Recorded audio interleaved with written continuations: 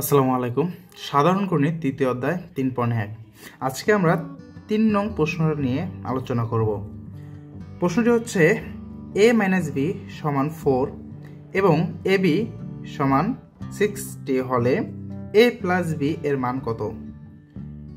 মনে রাখবা, যখনই আমাদের কোনো কিছু বীজগণিতের রাশিতে আমাদের যে প্রশ্নটা থাকবে সেটি অবশ্যই একটি সূত্র হতে হবে। সূত্র না হলে আমাদের সূত্র বানিয়ে নিতে হবে। সো আমাদের প্রথমে দেওয়া আছে a - b = 4, ab = 60। এই অঙ্কটা সমাধান করার জন্য আমাদের এই রিলেটেড একটা সূত্র অ্যাপ্লাই করতে হবে। সূত্রটি হচ্ছে a + b² = a - b² + 4ab।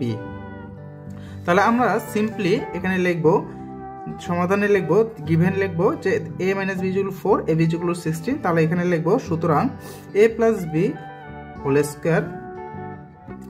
= a সূত্র লিখব a + b² a - b² +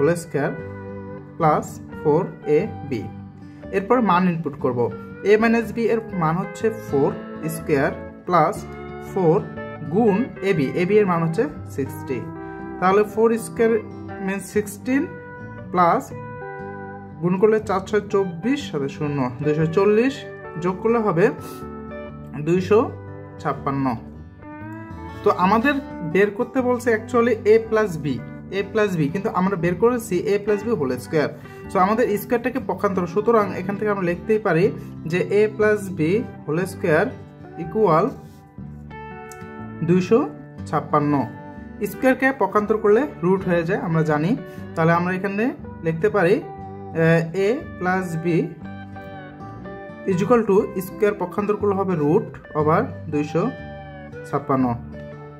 সুতরাং a + b = 256কে যদি আমরা বর্গমূল লিখি তাহলে আমাদের আসবে